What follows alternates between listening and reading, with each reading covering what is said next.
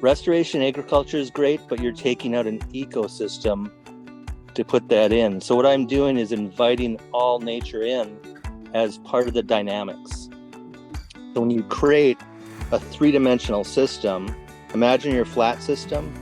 Now your growing space goes way up and your roots can dive down. The worms and the water channels are activating this almost as if it's a living being. And then the greenery that explodes from it becomes your living mulch. And the leaves are exuding compounds, hormones.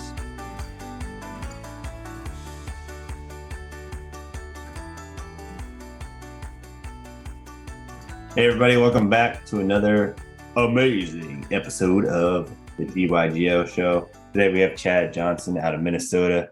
He is a protege of Sepp Holzer, world master in permaculture. He has over 2 decades of master ecosystem design, food forests, and water landscapes, as well as being an advanced biodynamics practitioner. And we worked with him in the past on several projects, so happy to have him on. Welcome, Chad. How you doing, buddy? Good. Yeah, good to see you again. You too, man. So let's dive into it. Let's go a little bit on your background and kind of how you got into permaculture and talking about mentors, that kind of stuff. And then we can get into talking about where you're at currently in your homestead and all that. So after you. Yeah, so it's probably been 20 years now when I left my engineering design position to go somewhere in the world that I didn't know and ended up in the redwoods, like half a mile from the ocean, with just gas lamps, wood stove, but surrounded by incredible dramatic beauty. And a week later, 9/11 happened. And so not knowing what was going to happen in the world, we decided to make more gardens and greenhouses. And I hadn't even touched that stuff since I was a child with my mom in her garden. And from there, I had a pretty huge spiritual experience where when I found a clearing in the canopy of the redwoods, I opened up the ground and whatever came out was a huge spiritual experience. I left the world. At this moment on earth, I was on my hands and knees still going through whatever was released. And when I came back, it was my new path that I've been on since. And then from there, it seemed like things kind of fell into place. And someone told me about Sepp Holzer's first US project. And so when I opened the first page of his book, it's one of those where it hit me. I just kind of closed the book and I realized that this was going to be huge. I was already hand digging ponds, terraces, hugel mounds, and creating waterways to tie everything together. But I was mostly just feeling my way and learning from the system. But his stuff elevated it many, many levels up.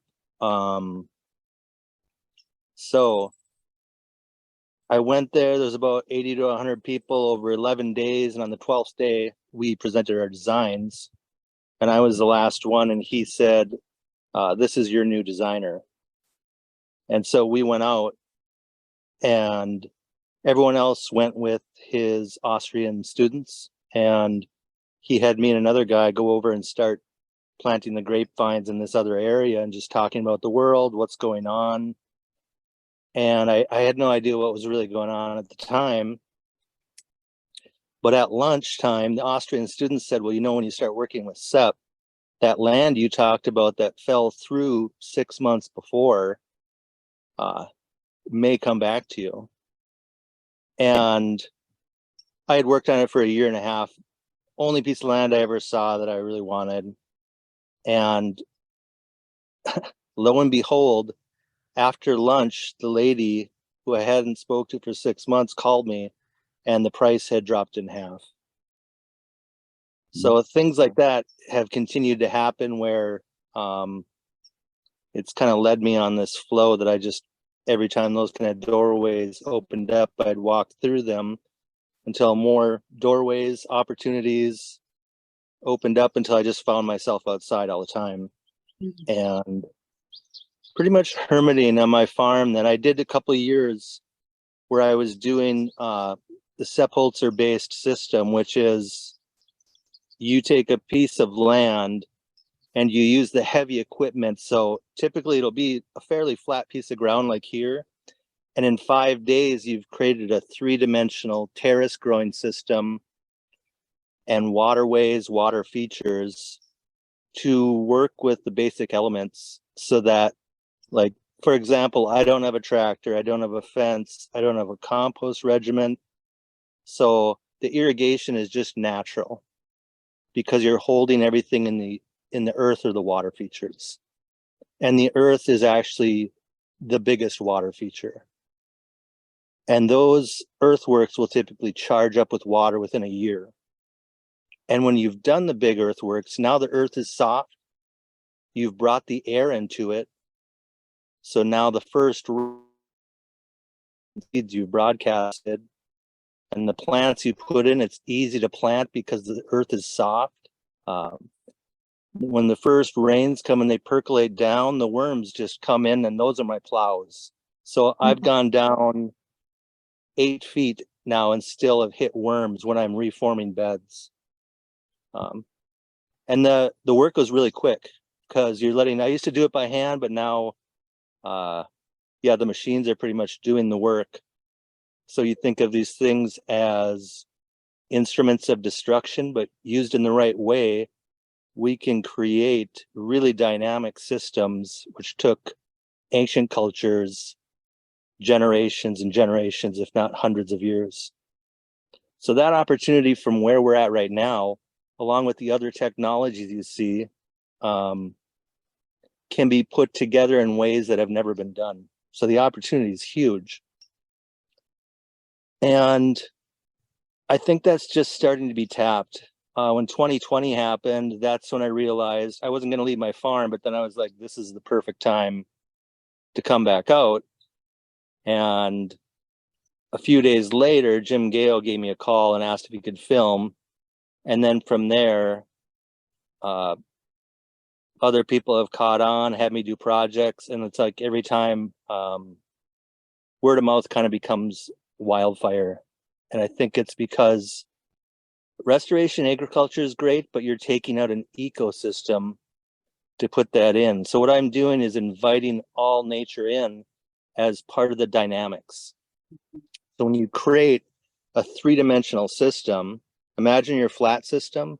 Now your growing space goes way up and your roots can dive down. The worms and the water channels are activating this almost as if it's a living being.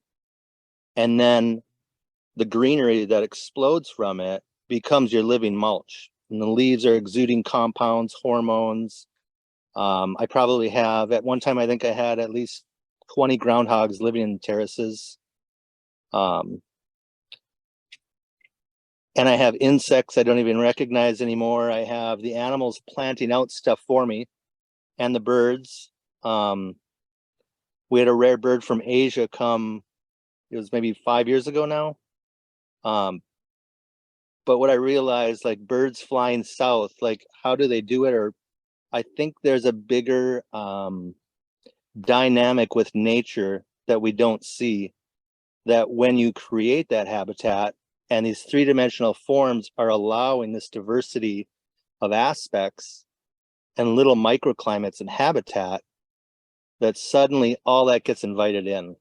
And typically I'm, right after I do the earthworks, I'm broadcasting anywhere from 30 to 50 different kinds of seeds. So there's your diversity. There's also your soil building. I also like to do the ones that are also medicinal, edible, beautiful, so that you have all that. I still have those plants going from 10 years ago, that 5-day project 10 years ago. And then once everything fills in, you're doing less weeding. You're more or less moving plants that you've already put in to a large degree. So that covers quite a bit, but the dynamics of it, I think, haven't been tapped. I've did the outline of a book and written sections of it because I realized no one's practicing this. So I started a practitioner's certification to read the elements earth, air, fire, water. And so all those come together because the earthworks are blocking wind to stop evaporation. You can also plant thorny barriers on them, so I'm steering deer and other animals. And that's how I can get away without using fences. Mm-hmm. And then I'm also allowing the animals to either live, be born, or return to the garden. And so that's part of the dynamics of it. Because there's a certain predator-prey tension or dynamic you're putting in there. So the weasel living in my garden doesn't touch the ducks or chickens. He has his own home. He was living right next to them, but he had plenty to eat. So when you create it, things like frogs will move in right away, the insects, and then you're holding the water so you have the dew. And on these larger landscapes, you're actually recharging the aquifer. And then if you think of that rainfall, you think of the clouds as these oceans or larger rivers in the sky. When those come down, the moisture that's percolating through your earthworks is actually remineralizing. So there's your mineralizing component. So you get a more mature dynamic water in your system. So all that just promotes a greater life and resilience. We had a 5-month drought and my stuff loved it because the beds were already charged with water, everything ramped up. And then when the huge floods came in the fall, all my earthworks and systems just soaked it back up.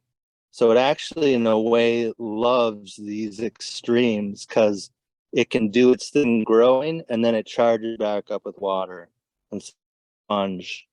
And what Sepp would call it is a decentralized water retention landscape. And so a lot of this, I took his work and then brought it together with, I used to work with Darren Doherty and had a lot of other great teachers. Mark Shepard's a friend not too far from here. And then Biodynamics for like a couple decades now. And that's a really tricky one because it's really mysterious. But once I sank into it, I've tailored it to the way I work, along with keyline plow, keyline design. And I've blended all of these together and taken the best from all of them, but also kind of came up with my own epiphanies to even elevate that. So I'll be on a job, I'm separating materials with heavy equipment, and no fail, there'll be 1, 2, or a few people saying this is complete destruction. But you'll take a piece of ground that isn't even producing much, and the end result is a really dynamic, productive, resilient, and beautiful system, because I'm also not just inviting the animals, I'm inviting it to be inhabited so that you want to be out there. So I create destination places and sacred space. And so a lot of these projects are really interesting because I marry the people's visions, goals, strengths with all the advantages of their landscape to create something greater they didn't imagine and fits their lifestyle or the quality of life that they want to have. And so that's one epiphany or piece that I put into it that really explodes. So people will go anywhere from to laughter or dancing into a landscape for the first time to tears, because there's this ancient connection with nature, and now we can do it in a whole new way. Awesome. And you're on site right now, what kind of grapes you got hanging right by your head? Yeah. I got Crimson Glory, and that's the one where the leaves turn a beautiful red in the fall. But then I have a Marquette grape. I have a few grapes that do good in Minnesota. There's a Duluth grape. I think that was brought in from France probably a couple 100 years ago or whatever, 150, and an Itasca. Can you tell us a little bit about your homestead there in Minnesota, what you have, and how big your property is? Yeah, so I am on an old Finnish farmstead that they actually built the Spirit Mountain Park around. So I get a trout stream that comes out of there because they're like, there's a trout stream. There's another tributary to a trout stream. And so they picked a really good spot. Yeah, so 30 acres. And then the whole Spirit Mountain Park area is like amazing for wild harvesting. And another trick is to bring in some of your wild harvesting plants or mushrooms, bring them close to you where you can see them, so that when they fruit or are ready to go, you don't have to go out miles and see if they're ready. You know it because typically the flushes or the flowering times are all synced up. And so, yeah, I started with an outdoor kitchen and a camper and did that 5-day project. And then from there, I bought a bandsaw mill and started using an old European style of timber framing out of these tamarack. And we just set up a new workshop where we're going to add on to that timber frame. And we have chickens and ducks, probably 10 each, and they run around the garden. Couple cats, a big white dog named Ghost, and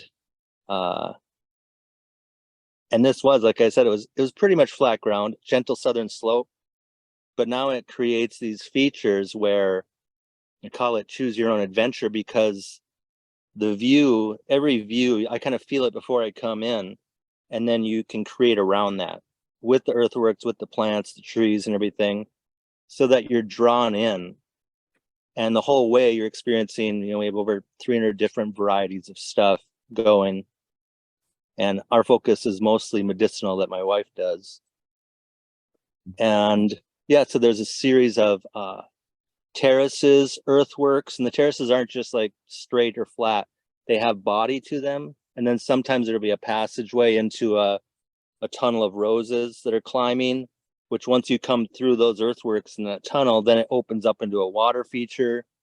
I found a couch the shape of a rock with the back and the seat that's there. So that's another destination spot.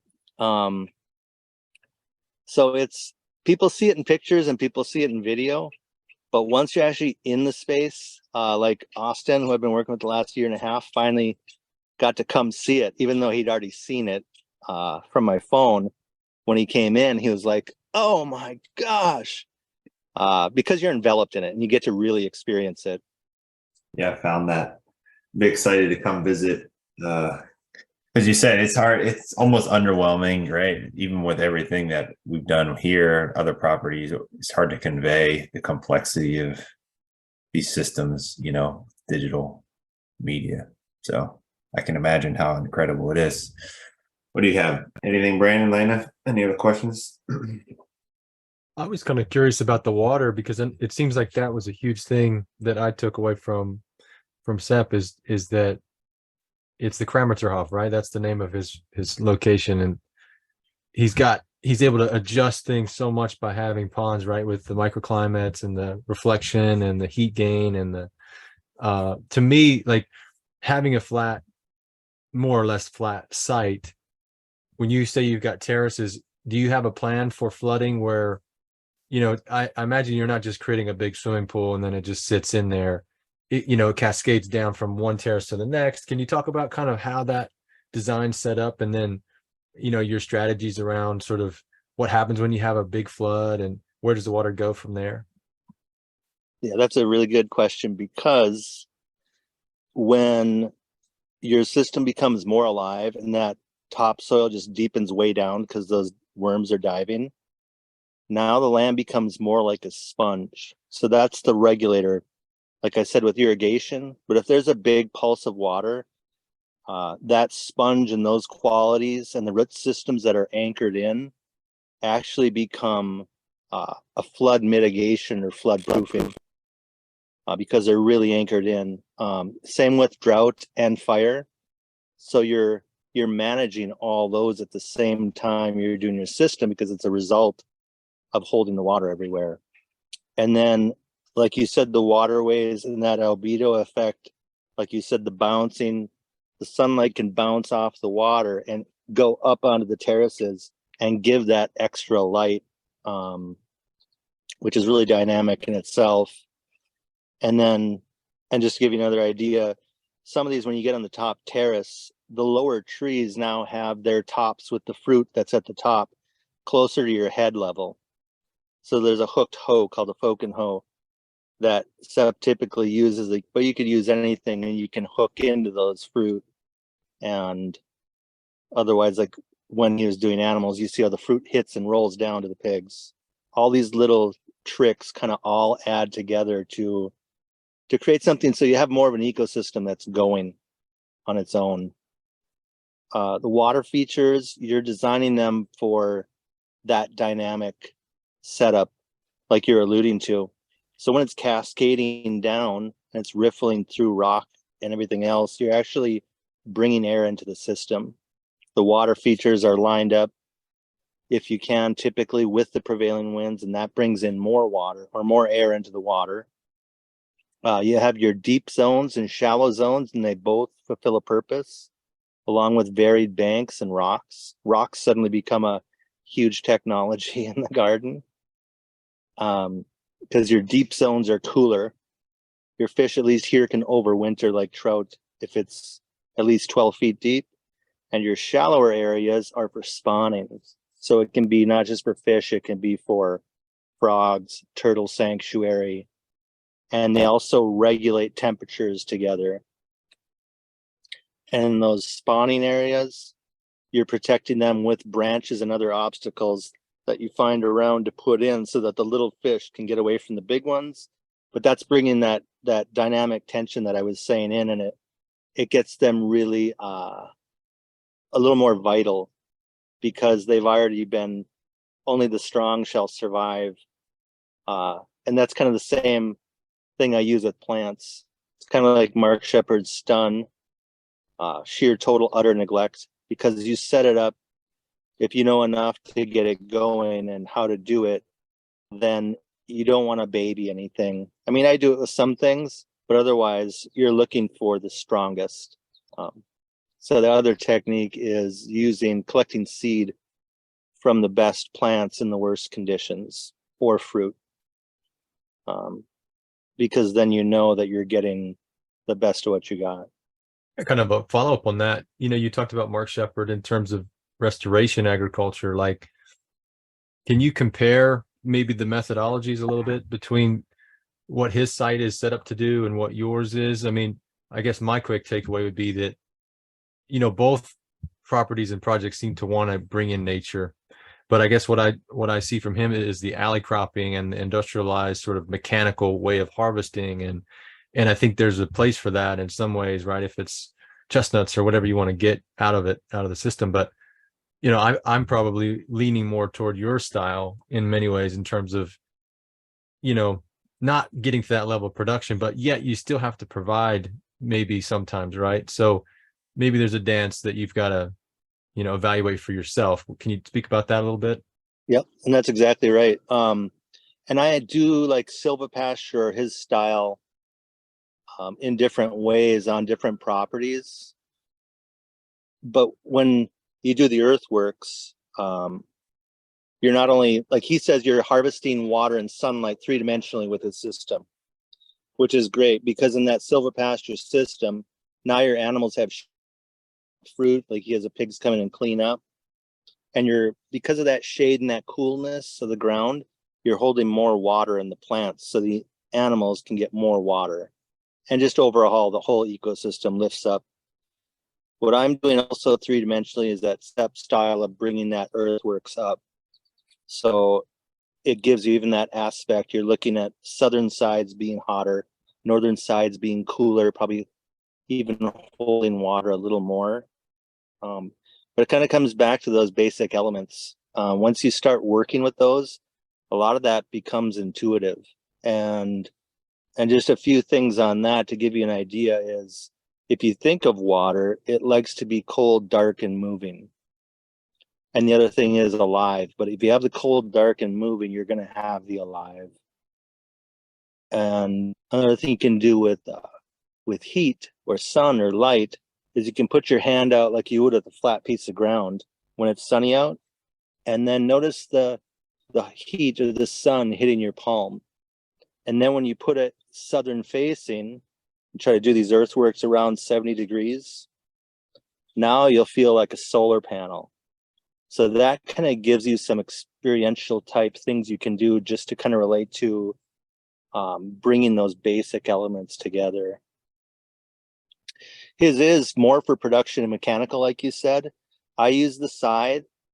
I've also, I mean, way back in the day, I was like, I'll start a CSA, and everyone's doing CSAs, and it's getting more inventive, and it's a great model. We're doing more medicinal. So my wife does like 50 different kinds of medicines. It's like healing beauty products that will mix with the wild culture in. And I like to do things that kind of run. So the running raspberries will just take off, and then the birds and animals are planting them out. So yeah, it's more tailored and size-wise for us, easy to handle too. Because anything, like my wife is right now harvesting, this was like a bumper crop of raspberries this year.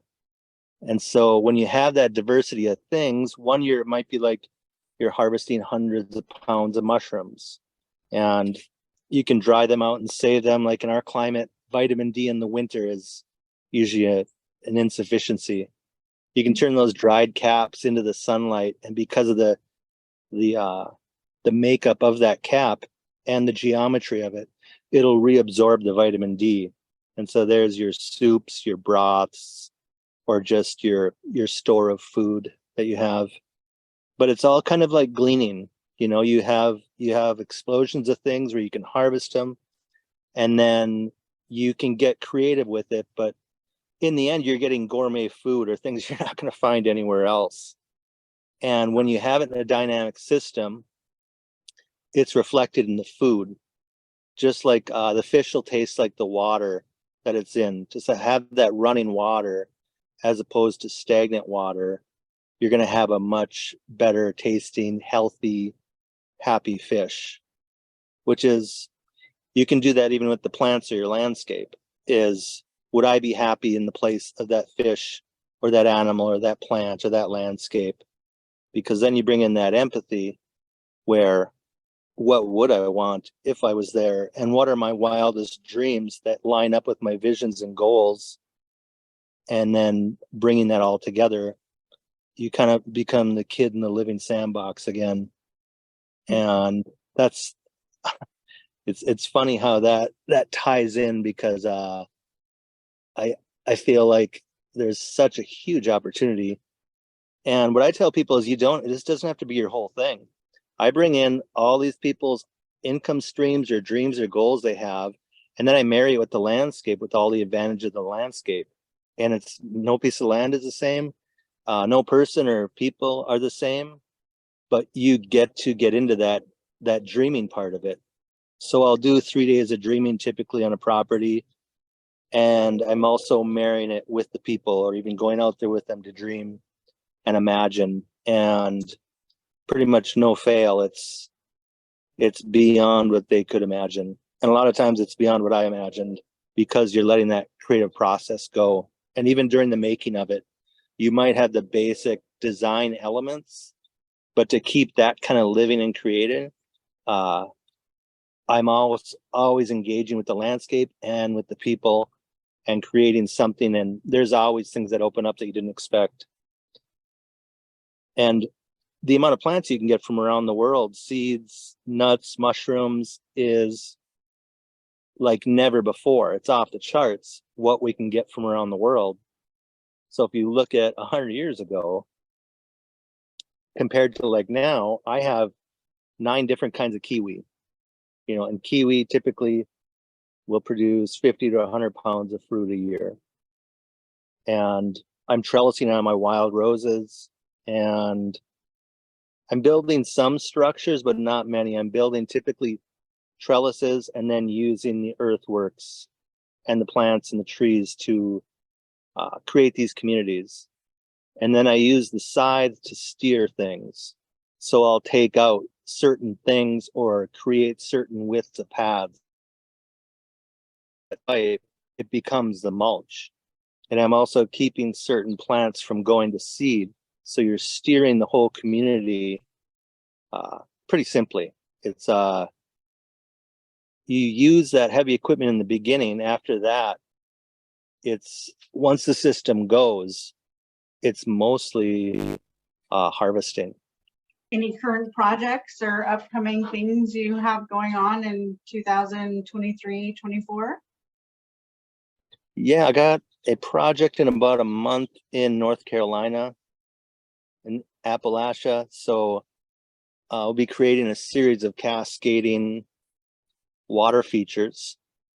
And so those aquafuge dams also become access for vehicles or just being able to cross over the water feature. And then if you think of those water features, they're holding the water, so those become your planting systems. So you work around the water, but then there's different ways you can spread it out. And this one, I think we only have 2 weeks, but we'll do the work will go really fast. We'll have a couple machines there. And then some students and other new people coming in to start the certification. I'll be doing the hands-on. And so they're learning at the same time.